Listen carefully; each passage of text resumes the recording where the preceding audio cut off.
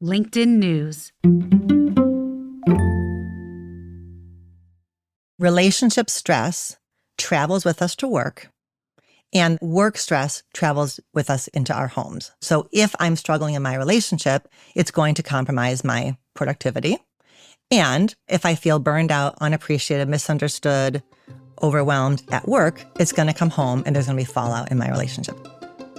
That's psychologist Dr. Alexandra Solomon. I'm Leah Smart, and this is Everyday Better. Don't forget to hit that follow button to get new episodes of our show every week. And if you like this episode or any others that you've heard, I have a favor to ask you. Consider leaving us a review so we can keep bringing you more conversations you love. If you don't know, here's how to leave a review. On Apple Podcasts, go to the Everyday Better page, scroll down to Ratings and Reviews, and click the number of stars you want to give us. Then, right below that, click Write a Review and add your note. On Spotify, go to our page, click the 3 dots next to the settings wheel, and select Rate Show. We so appreciate your feedback, and as always, thank you, thank you, thank you.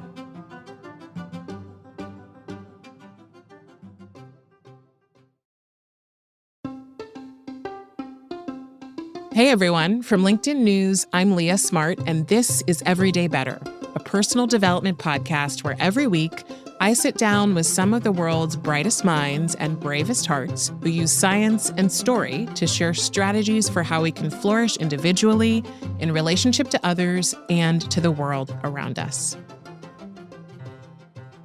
If you're a regular listener of the show, you've probably heard me express my frustration that so many of these topics that we explore here, the tools and skills and research that help us live better, more fulfilling lives, aren't taught to us in school.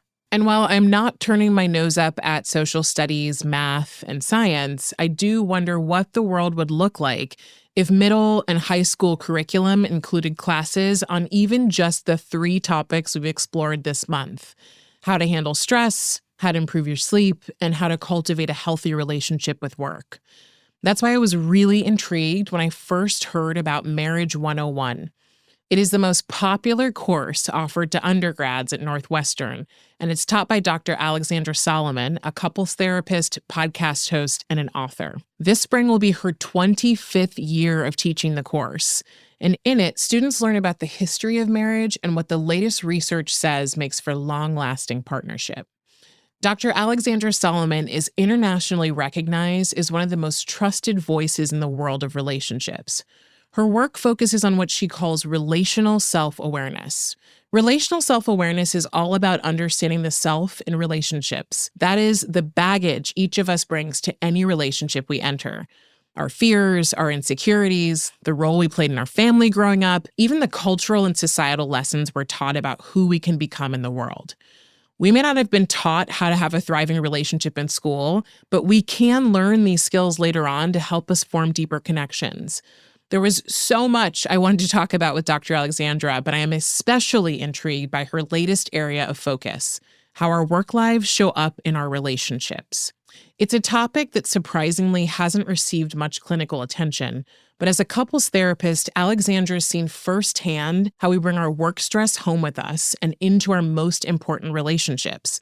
Whether you and your partner disagree about how much money you should each make, or how many hours you should work, or whether a career is about finding meaning or having financial security, this is fraught terrain. It's rife with opportunities for conflict.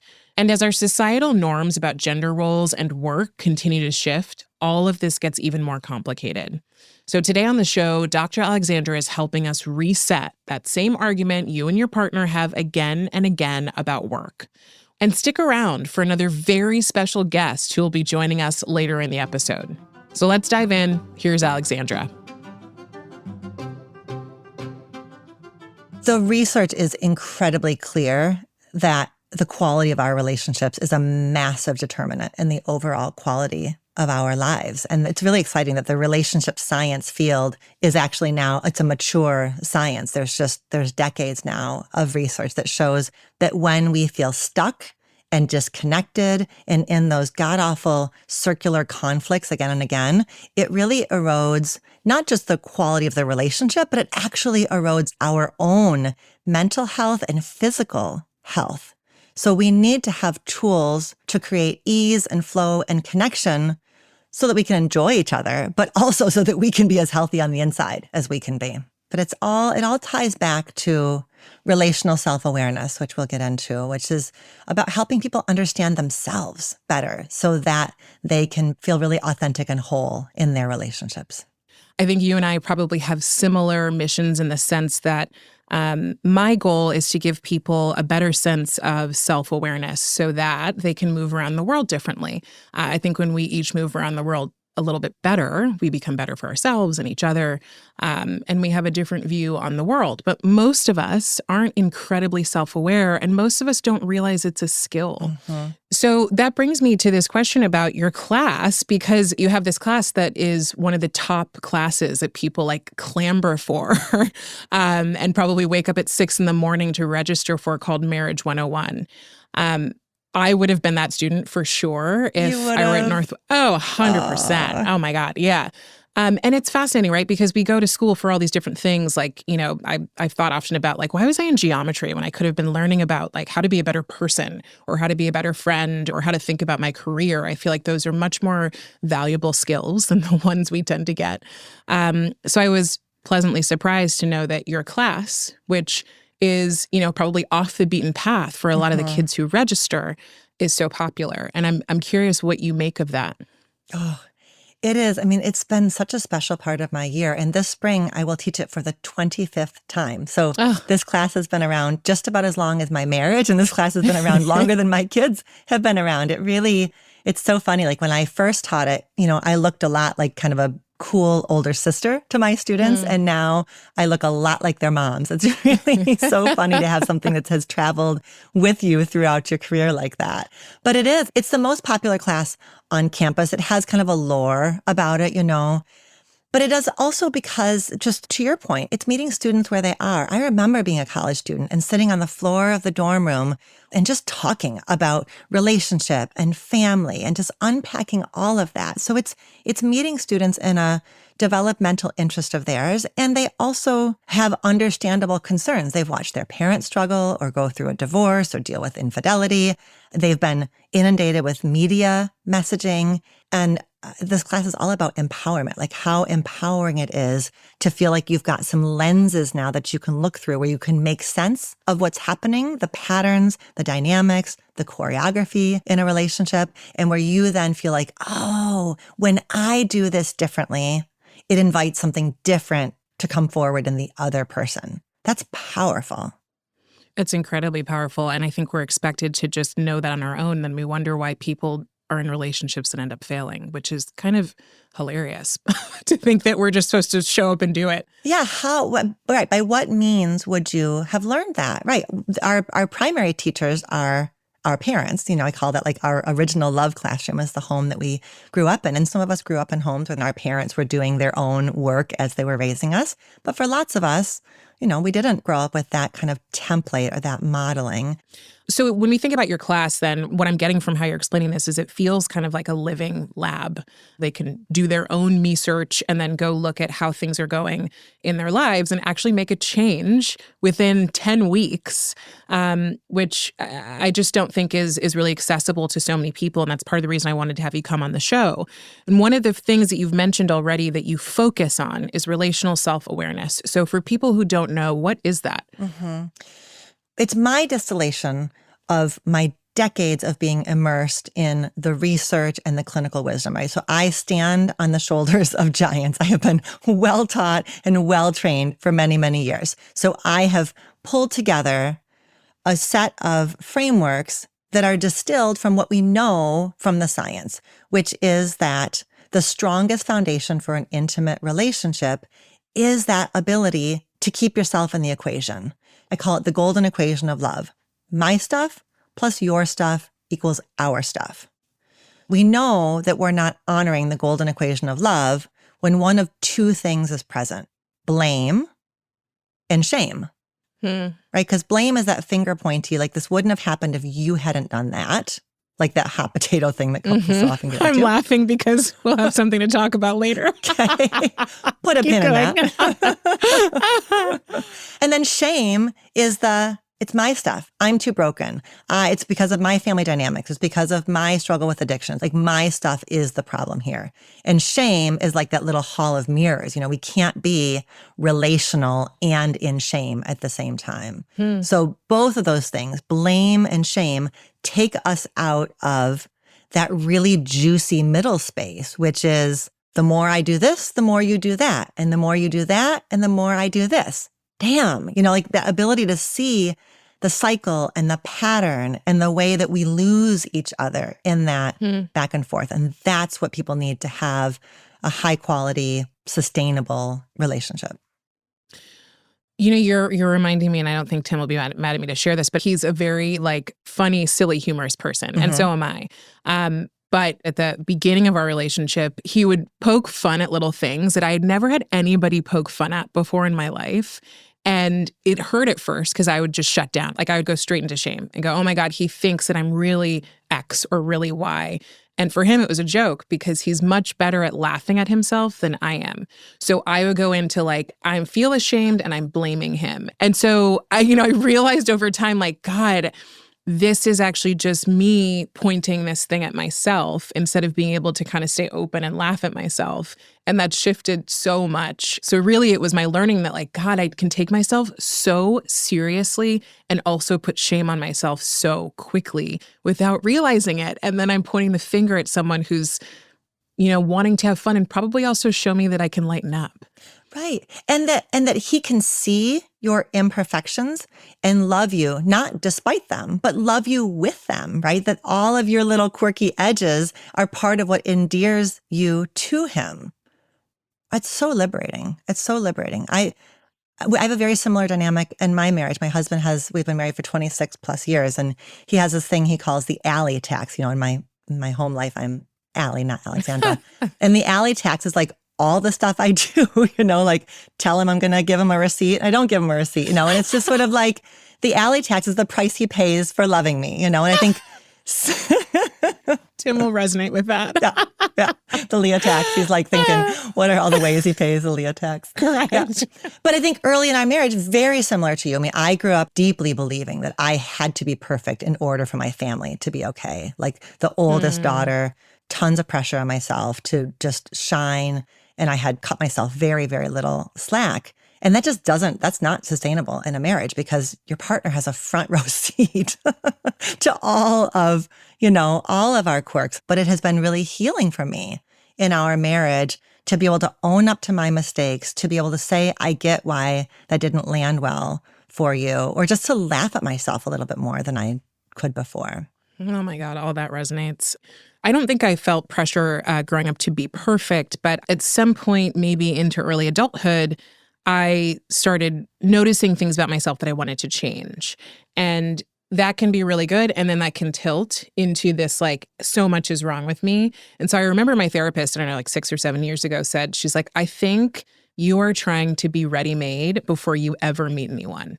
And you're making up this myth that in order to meet someone, you have to be perfect. And also, you're using perfection as a way to protect yourself. Mm-hmm. Because then when I'm ready, everything will be perfect also. It's all about control. Mm-hmm. Yeah. Mm-hmm. There's no heartbreak. There's no pain. There's no heartbreak. Yeah. Everything's going to be great. Yeah. It makes me think of a slide that I show in the first day of Marriage 101, which is a slide with 2 circles. And there's one circle says relational self-awareness, and the other circle says romantic relationship. And it is the case that the more relationally self-aware we are, the better situated we are to draw towards us a partner who's really going to suit us well and create a healthy relationship. But the arrow goes the other way too. There is no such thing as the perfect amount of therapy, the perfect number of podcasts to listen to so that there is no pain, because there's some stuff, frankly, in our own evolution that we can't access until we're in partnership. It is the process, to your example about you and Tim.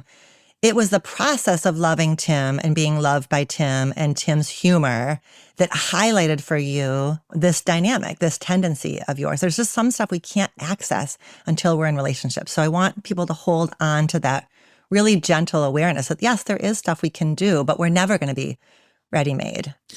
I didn't believe that. I was like, how many books can I read? Yes, me neither. So for anyone listening. I will do therapy until my therapist puts a gold star on my forehead and tells me I'm like good to go. Ready to go. Yeah. Ships you off. Right. That's right. So most people, Alexandra, with the work you've been doing, most people would not think about the fact that there is an intersection between relational self-awareness and our work lives. How did you get to a point where you were like, these two things have an intersection that I have to share? Okay, there's two things I want to share briefly. One is that there's a ton of research that shows that relationship stress travels with us to work and that work stress travels with us into our homes. There's research that supports both directions. So if I'm struggling in my relationship, it's going to compromise my productivity. And if I feel burned out, unappreciated, misunderstood, overwhelmed at work, it's going to come home and there's going to be fallout in my relationship. So that's one piece is that there's a pretty semi-permeable boundary between those worlds anyways. But the one that really cemented it for me is when you think about a workplace, it's a system. There's multiple people in relationship with each other. Well, what else is a system? Your family of origin was a system. So I think there are really important avenues of exploration for people. When you think about your relationship with your boss or your supervisor, it's going to activate in you the dynamics you had in the relationship with your parents. The pull for perfectionism, the need to fix, the overfunctioning, whatever the dynamic was with you and your parents is going to get triggered or activated or awakened in your relationship with your boss. When you think about your relationship with your coworkers, your peers, that's going to activate stuff that relates to your siblings. The competition, the comparison, the what's my role here? How do I belong, but also shine?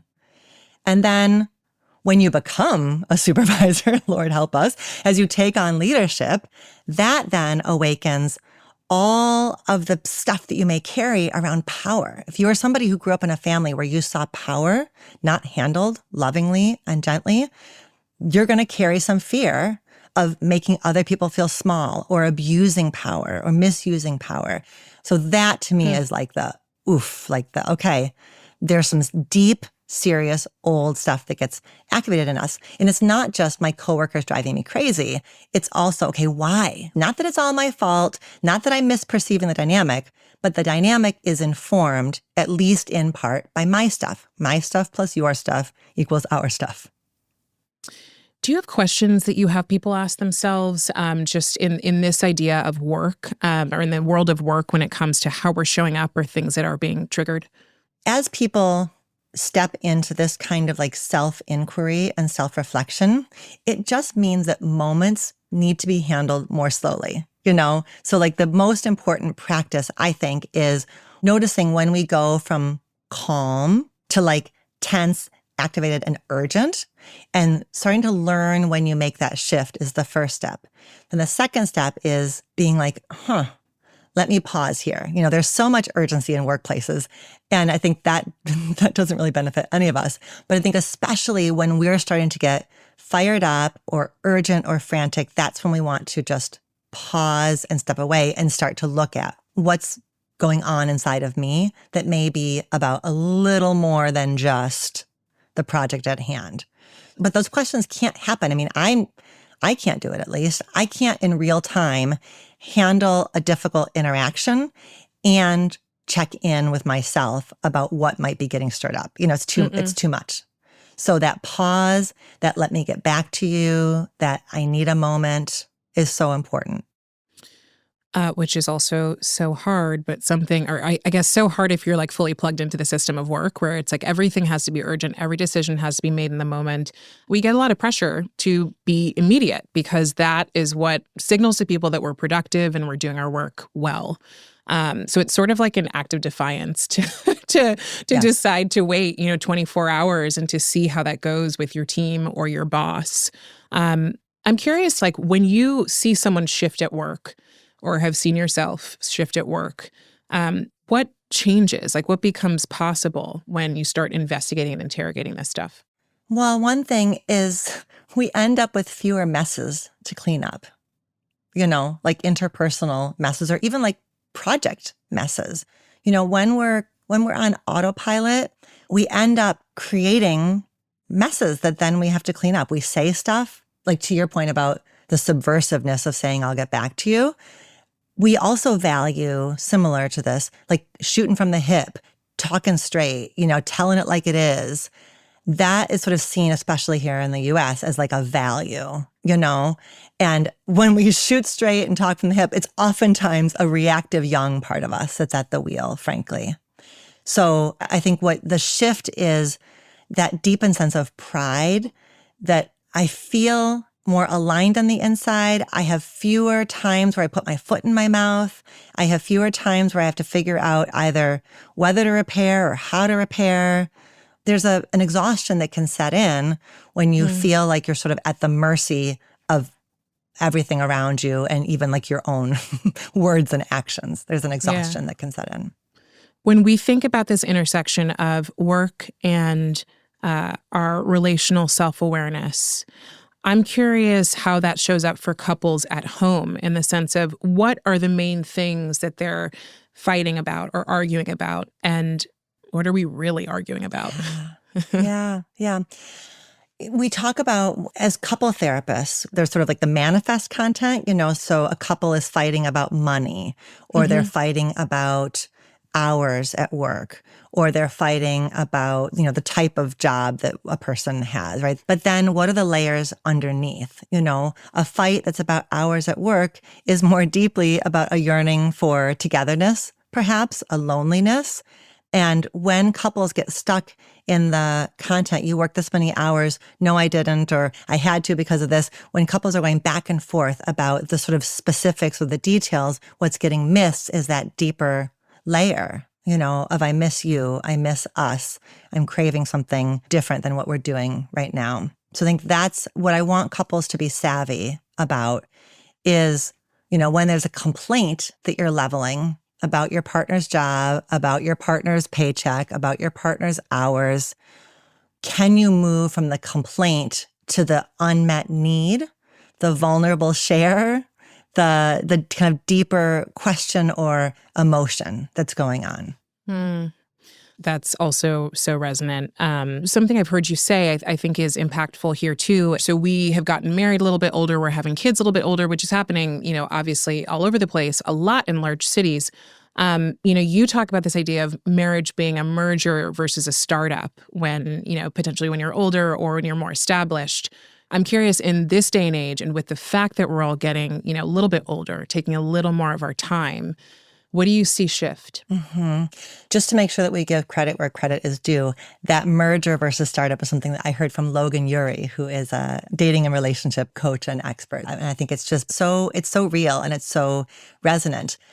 Yeah, and it's another case where there's no right and there's no wrong. There actually isn't a ton of data that supports older age of entry into marriage means a more successful marriage. Sometimes it's like 18, 19, 20-year-olds do have a bit of a higher risk of divorce, but, much past that, there's not a ton of evidence that shows later is better, earlier is better. But you're right, folks are getting married much later than they used to. And that does mean that there are dogs involved and homes involved. And it means what comes up for couples then are things around accommodation. Like, how do I get used to your way of doing things and how do you get used to my way of doing things? And so what I want people to keep an eye out for is what are the feelings attached for you to accommodation?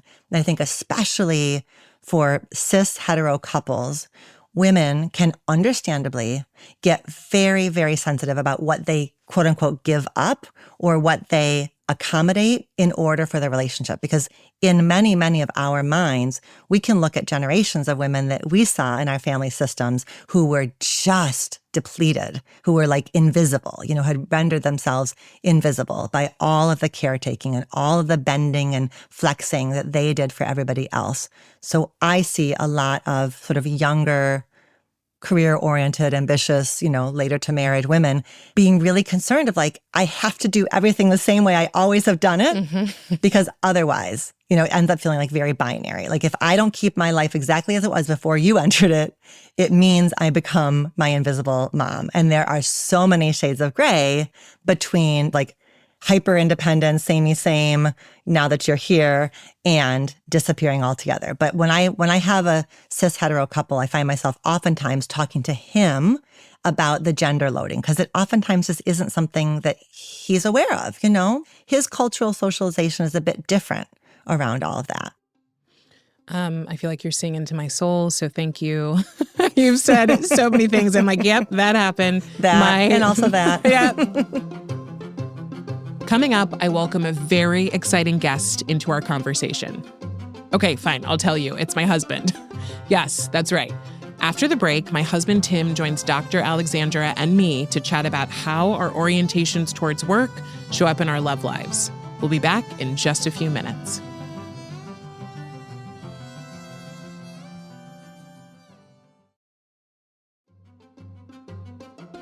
And we're back with Dr. Alexandra Solomon for a very special moment on the podcast. You ready? Sure. You nervous? I don't know. Okay, so we're here with Tim. We're here. Hi. We're here. Hilarious. We've never been on a podcast together. Ever. Here we are. Okay, so Tim, to start, can you tell us a little bit about yourself? My name is Tim. Hi. I am Leah's husband, which is a new development in our life, calling myself her husband, which I like a lot. On the work side of my life, I would be called an entrepreneur. I own a company that provides Broadway experiences. So sometimes it's an experience on a sidewalk. We do tours of the theater district. Sometimes it's a tangible experience. I own a gift shop where we hand make souvenirs celebrating my industry. And other times it's a human experience where we work with people and artists in shows, understanding the human side of this kind of crazy theatrical industry that I'm a part of. My background is in singing and dancing. I did that for most of my 20s, and so I translated that into this business. I still dabble a little in singing and dancing, but it's more business in my life. It's in the shower. Yes, it's a lot of at-home singing in the shower these days. When you become a dad, all that singing and dancing is going to be so valuable. That is, story time is going to be full of voices. It's going to be great. You're going to kill it. So that's me. Wait, I want to hear your origin story. I want to hear how the two of you met. I love to hear the love stories. Okay, who's taking this, me or you? You can start. Let's see how you do. I think we'd have the same version of it. As anyone who's a small business owner knows, you spend a lot of time with your staff and only your staff because you do everything. And so in the pandemic, my staff was like, you will never meet anyone because you work all the time.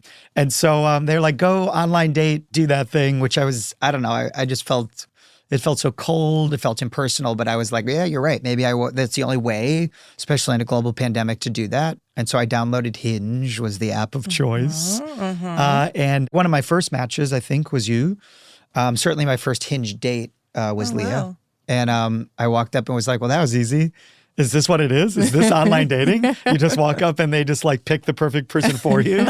You are the app's nightmare. You did not, they made no profit off of you. Correct. You're the worst customer. When we said app to be deleted, we didn't mean this fast. This, you were not supposed to just one and done. But it was one and done. We met. I think instantly it felt different than other dates I'd been on. And so from there, it was just kind of like all in instantly. I had no reservations. She's pretty easy to love, and it's been pretty amazing. He's going to make me cry. I would add, when you're a small business owner and you put owner as your as your description on Hinge, some women might be scared off. I was like, what does this person own? Because if you're in my world in tech, it's like everyone's an entrepreneur and owner. But I did, the second I saw him, I was like, oh, who is that? Like, that was the first question I had. And I was like, okay, I have to reach out to this person directly and like, we have to talk. And I should interject that I don't know how to do the apps because I had never done them.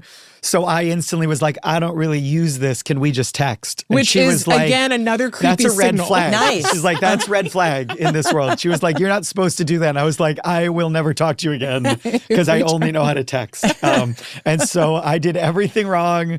So it was all red flags that are now green. Good for Leah to just flag, but not have her not walk away. I think that's an important lesson. I think there are times when I have to coach people to just take a breath. Not everything is a red flag that means you ought to walk away. Sometimes it can just be a So Leah stayed with her I sure did. Okay. And I'm so glad I did. And then we met within the first 20 minutes. I looked at him and I was like, we have to see each other again. And like, that is so not me. I'm not the person who's like, I go after people.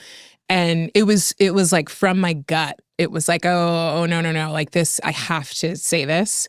And he was like, so is this date over? I was like, no, we still. Is this internet dating? You just decide. Do now we go away and come back? I'm closing the deal now. And then we keep going. So that was our, our first part of our story. And so then from there, it's been very like all in. There were no questions.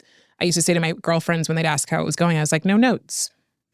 I appreciate you sharing your story. I think there's so many little like things that it's making me think of, but I think that what the two of you are modeling more than anything is to just like let your outsides match your insides. I think there's so much gamesmanship and rules and do this and don't do that. And you guys really didn't follow the rules in all of the best ways. Like you let him know that you liked him and that you wanted this to continue. Okay, so Alexandra, we have obviously told you the story of how we met, and we're two people who we both really value the work that we do.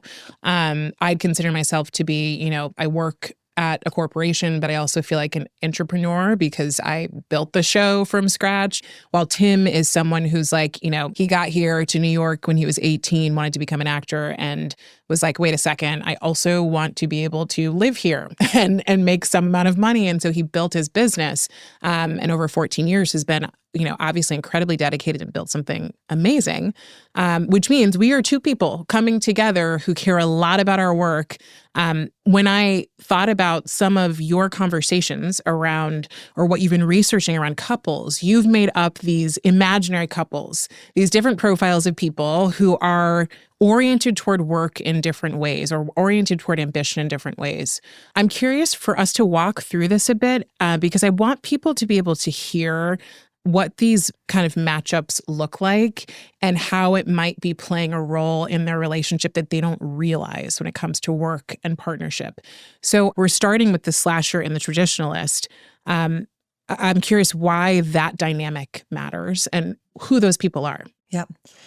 So the slasher and the traditionalist are when people come together around, it is, the two of you definitely fit into this one in that Leah is a traditionalist. She has one workplace that she goes to. She has sort of like one full-time, paid position in a larger company. That's a more traditional form of work. And Tim fits more into that slasher category, and slasher, not like a serial killer, but a slasher. I was going to say, does it have to sound so negative? The slash is like the little, diagonal line that goes between performer slash business owner slash, and it actually comes from a book that was written a number of years back, which sort of highlighted the fact that in this era of, with all the technology we have where people can set up their own small business much more easily than they used to be able to, it means that there are many, many more people who are doing this blend of I'm a coach and a business owner and a performer and a.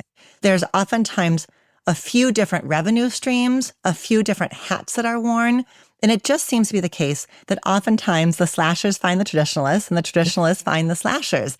And for each of these types that we're going to talk through, there are challenges about that combination, but there's also what I call the power couple potential for each of these combinations. So the power couple potential here, and you guys don't fit super neatly because Leah, to your point, like you get to have all this creativity and autonomy, but there's a kind of complementarity that happens when couples have both the security and the stability of a traditional job and the kind of creativity and possibility of more of a slasher career trajectory. I mean, we talk about that a lot, like the fact that we're not two people who are trying to figure it out. I also think the reason we were like, oh, are you, to me, I'm like, I know you have your own business, but I don't think of you as a slasher. But maybe that's in the sense of the fact that like, he's been doing this for so long. So by the time we met, he might have felt like a slasher 12 years ago, but today you don't, to me. Yeah, listening to you guys talk in your first segment about money and how much stability you have and being the perfect version of yourself, and now I'm ready to date. I very much felt that in the 20s. I remember saying to an ex-girlfriend that I was like, we can't really get married yet because I don't have enough money to do the ring and buy the house and have kids and support you because I'm still doing this like part-time hustle and singing and dancing. And a lot of theater people, because our industry is so niche in some ways and just insane, a lot of people date and stay within that industry because there's this feeling of no one else can understand me because of the narrow kind of silo of what I'm trying to do. And it's why I was so resistant to dating anyone outside of our industry for 20 years. And then the first person I do, you're like, oh, you can, one, be understanding, two, bring other really unique, interesting, stable things to the table. And it's fun to come home and talk about work and have someone be like, tell me more about that because I don't really know what you mean. Yeah. And vice versa for both of us. And so that kind of variety has been a really welcome addition to my life and this relationship. And it's provided us a lot of opportunities to share our work. And I think that's added a lot to our enjoyment of the city and of each other and our lives. I have that similarly in my marriage with Todd. He's been a corporate attorney at the same law firm, throughout. We got married and he started at the law firm like the following week, and he has not changed careers. So he's a super duper traditionalist, and I'm definitely a slasher. But it's interesting, Tim, you're speaking to the role of admiration and how when the two of you come together and give each other windows into your worlds, like your sense of admiration like comes through loud and clear in the way the two of you talk to each other and about each other. And admiration is a huge part of a healthy relationship, and being able to admire your partner's work, even if it's very different than yours. Like there are times when I really try to keep up with my husband's, some aspect of my husband's work. And even though it's so different than mine, I admire how he does it. And I want to understand it more deeply because it's so different than mine. And it's so much a part of what fills his time and so much of what, frankly, has made the life that we have possible, Yep. Yeah, when this idea of like, come on my podcast and let's do this thing. And I was like, as long as it doesn't turn into couples therapy, I'm on board. That sounds great. But it's the first kind of 45 minutes of watching the two of you talk. There's like this really deep pride where you're like, oh, look at these two incredible humans having this conversation. I only get to hear about them once I'm at home. But it's another thing to be a fly on the wall and kind of watch it happen and be in the room. I don't know that I'm recommending everyone have like bring your spouse to work day, but it's like, why is it only bring your kid to work today? Why can't there be a day where we all get to go to our person's work and like literally just sit and watch them work? Maybe it's weird, but damn, look at you. Look what you're doing, running the show. Oh, that's so true. Yeah. I mean, that's how I feel when I go on your tours. And it helps me see a different side that does add a lot of admiration. And it's, you're not the person that I'm watching Handmaid's Tale with. You're actually the person who's like running his business and doing this. And I'm like, oh man, that's power. That's hot. That's cool. Yeah, exactly. That's it. Yeah. I mean, I'm like, bottom line. Correct. So much better than Handmaid's Tale. It's better than Handmaid's Tale, not hot. I think one of the things that you and I understand about each other is a sense of entrepreneurialism, which makes it much easier, I think, for us to sort of be on an equal playing field. Even though I'm technically traditionalist, I get the slasher and I recognize how that's shown up for me. I'm curious, Alexandra, though, as we talk about this particular dynamic, and for people who are listening and going, yep, that's me, we're the slasher and traditionalist, you talked about the power couple potential, but I'm also curious about what the risk is here. Yeah. Well, the risk for all these couples is polarization, that the traditionalist feels like I'm carrying all of it and nobody appreciates what I do, or they feel envy, envy that like my partner's pursuing their dreams and I don't get to pursue my dreams because I got to just punch in and punch out. And for the slasher, the risk, the kind of polarized part is feeling a fear of being a chronic disappointment. Like, I'm not doing enough. I'm not contributing enough. I don't have a job that is worthy of admiration. So those are the risks that happen there. And so that's why I want to like name all of that and help people also like be able to tap into what's really beautiful and possible. Like that's the whole point of a relationship, is that you get all the bases covered. You get more coverage around all the different ways of being a human when you partner, because we invariably partner with people who are different from us. So can you notice the resentment that you start to feel or the judgment you start to make? And can you, again, speaking to the first part of our conversation, can you get curious about it? If there's a traditionalist who's judgy of their slasher partner because, well, they get to follow their dreams. Okay, then what is your lost dream? What do you need to reclaim? Maybe it doesn't mean quitting your job, but maybe it means you take a dance class at night. You take a painting class on Saturday morning. What is the part of you that you're losing sight of? Not because of your partner. Your partner's just mirroring it for you, So I think that's where we need to go, is like, rather than getting stuck in the criticism and judgment, to get curious about, where do I go with it? I'm judging my partner in this way. What do I need to do for myself?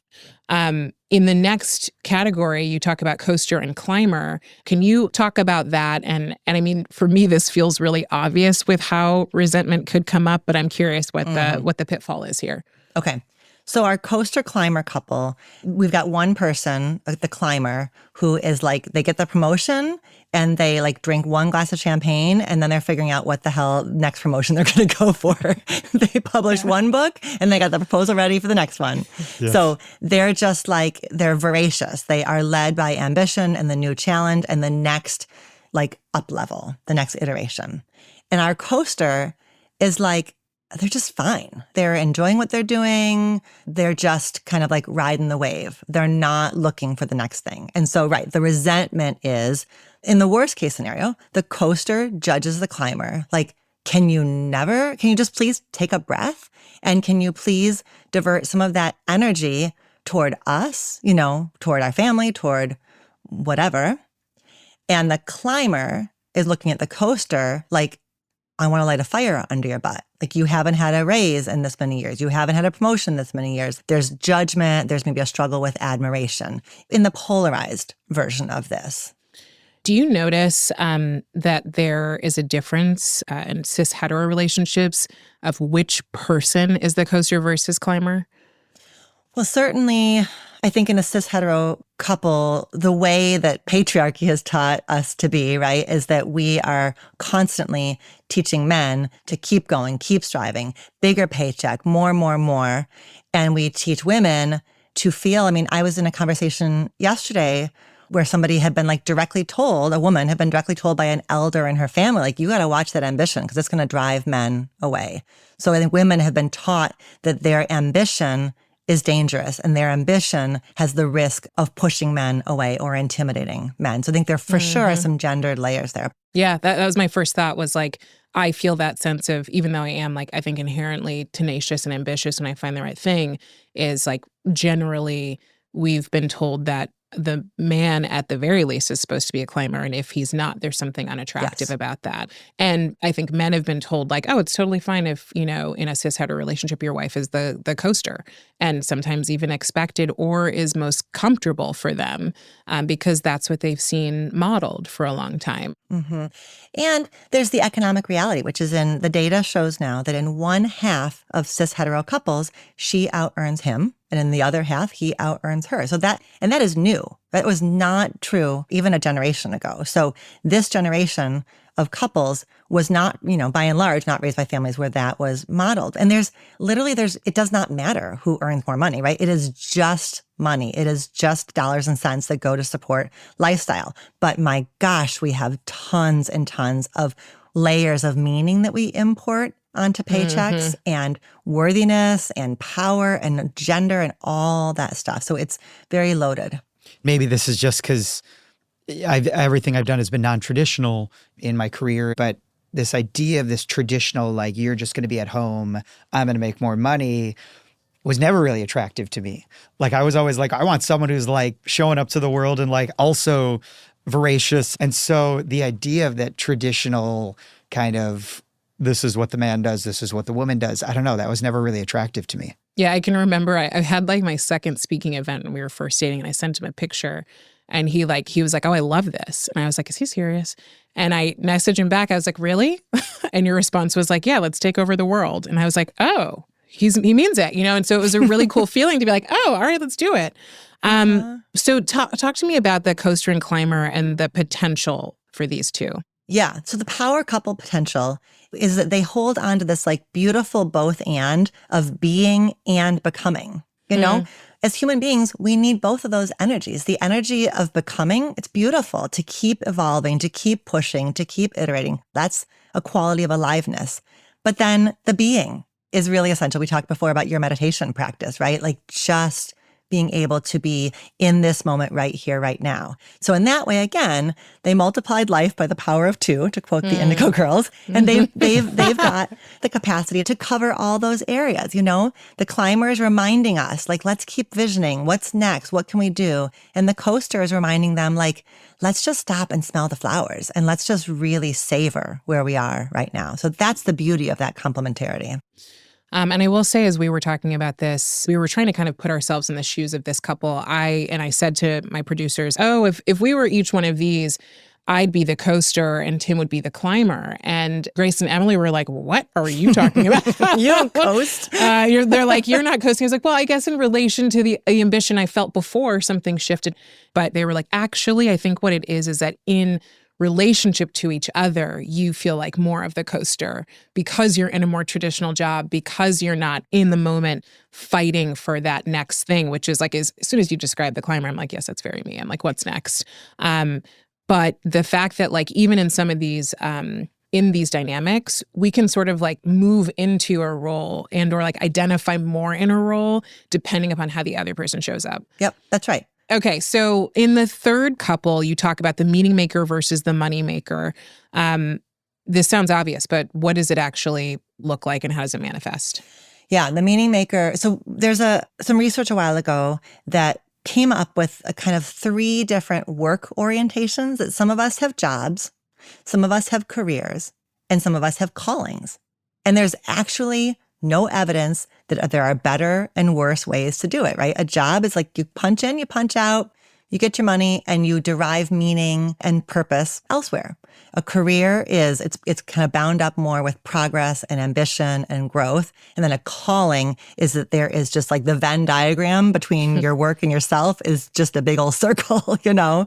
And that's what I'm getting at here is sometimes we come together across those differences where a meaning maker more likely is in that calling where there's just a ton of overlap between self and work. And the moneymaker, you know, there's not a ton of overlap. It's like, I have a job, but then you also need to know about 8 other things about me if you really are going to understand who I am. You know, it's funny. I always assumed that it was the most like valiant way was the calling. And I used to always, especially when I first started the show and when I felt like I found more of my purpose, I was like, oh, everyone needs to find it. And it's probably at work. And it took me a while to like undo all of that. And a lot of interviews and a lot of reading to go, okay, I feel really fortunate that that's what I found. I think that was really important for me, but not everyone has that same experience. And I think for both of us, we're actually meaning makers in the sense that like those Venn diagrams are fully, they're like right on top of each other.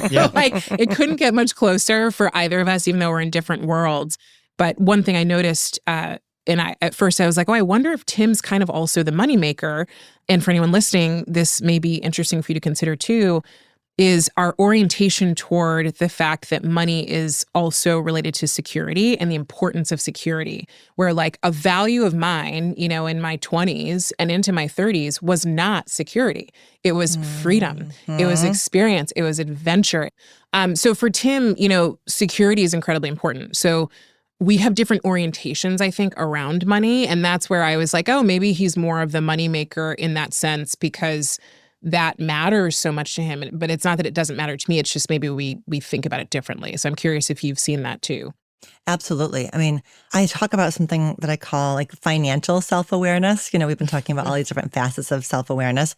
And I spend time with couples kind of unpacking their money story, you know, because there's so many things that we observed growing up, like how our parents talked about money, the ties that they had around money. So I think it's really important for couples not just to talk about budgets and goals, you know, like money is so, because it's so dollars and cents, I think it's easy to get kind of locked into the budgetary stuff, which is certainly important, but also to dig into the psychology of money, you know, how does money tie to like worth, not just like financial worth, but like self-worth and power, which are, by the way, evolving. My husband and I are empty nesters now, and he's got his eye on retirement, which I can even barely say out loud, how are we here? So there's different conversations about money now that we're in our early 50s than there were when we were in our 20s and 30s and 40s together. Yeah. And as you talked about, there's potential for this couple too. If you're finding yourself in this position, what happens when these two reach their potential together? Mm-hmm.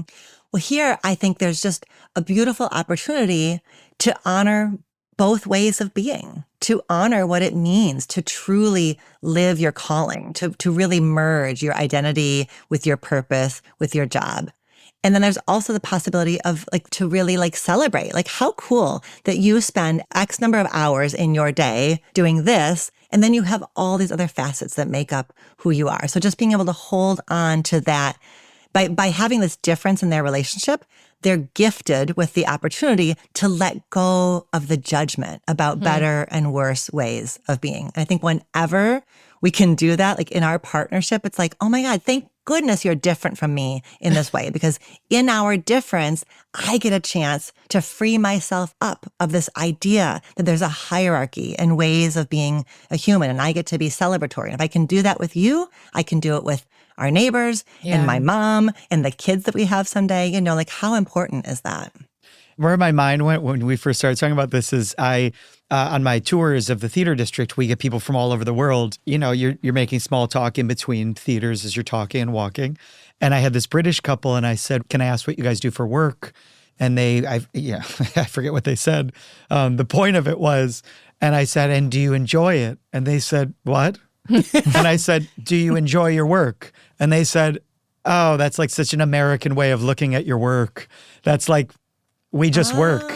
We just work. I don't know. You have your job and then you have your life outside of work. And they're it's the American dream idea of your work is your life. Ooh. They're we don't really think like that. And I was what? What do you mean? The record scratch. Correct. I was what could you mean? And they were and it's wonderful to see someone like yourself who is so passionate about their work and their humanity, but also maybe get a life. Right. Exactly. But they were also what do you do outside of work? I was what does this What does that mean? What is this? What do you mean work-life balance? You mean bedtime? Yeah. Sleep? Correct. I walk my dogs. Is that what you mean? And so, that the idea that money isn't tied to your meaning, which is tied to your work, is a concept that I will never understand, but apparently there's people out there that is their life. Mm-hmm. Yeah. And it's totally fine. And they all live in London. Yeah, and they all live in London. So I'm curious, Alexandra, as we were talking about this, I know that it's powerful for couples when it comes to work to talk about work stress specifically, to talk about challenges, and not necessarily for the purpose of problem solving, but just to be able to maybe quiet the noise that comes up when you are stuffing some of that stress down and then it pops up elsewhere when you're having dinner and you're mad about something else. But is there something healthy about, just not talking about the work itself at all? And I asked this in the sense that, Tim, and this is no shade on you, but he doesn't listen to podcasts. And so he doesn't listen to my show. I don't listen to every single thing he does. He's active on social media. I'm not as active, so I don't see his updates all the time. Have you noticed that there's anything, even in your own relationship or in others, that is healthy or unhealthy about talking about the content of the work you're doing? Right. I think this is a huge question, but I think the most important thing to say here is that it's not whether or not you talk about your workday, it's how you talk about it. And I think what ends up being a drain for couples is when the narrative is the litany of complaints, of this sucked and this sucked and this sucked and this sucked. And if a couple is going to do that, if they're going to kind of use each other as a place to vent, which is so understandable, they need to also agree to something that in the therapy world we call stroke, kick, where it's I affirm you, I empathize with you, I validate you. And then I ask you okay, so what do you want to do about it? Or what's your part of it? Or how can it be different? Because I think what gets tiring for couples is when one of them feels like they have to be sort of the forever receptacle of their partner's work complaints that never change and they're never different. And it's every day the same thing. And so if there is a partner who's, perhaps venting in a way that's not a vent and then help me think about this differently. What I want to say to that partner is, who else can be your safe place to vent? Because you're asking a lot of this relationship right now, right? Is it a therapist? Is it a friend? So I think that's where I think couples get into trouble, is when the conversation just feels like it's a, that like litany of complaints, and that person who's complaining is not open to feedback or is not also resourcing themselves elsewhere. Yeah, it's just like you come home and just dump. You're just dumping everything, and it's okay. There, I feel better, but you never think about the other person. It's like, yeah, but I just received all of that. What about me? And you're like, well, there, I got it off my chest. What are we having for dinner?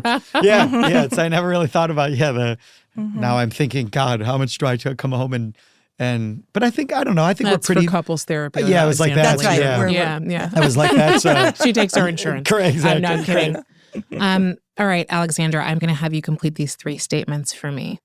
Better humans are willing to hold up a mirror and look at themselves.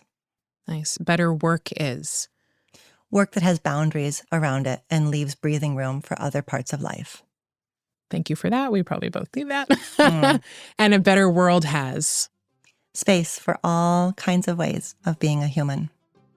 I love that. Thank you so much for being here, Alexandra. And thank you, Tim. Yes. For being a specimen. Thank you for having me. It was so fun. Both of you. It was great. Thank you. Thank you. Thank you so much. Thank you for being here. And come do it again.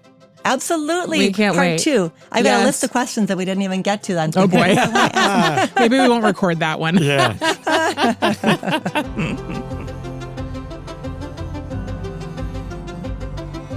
That was Dr. Alexandra Solomon, a psychologist and professor at Northwestern University and the host of Reimagining Love.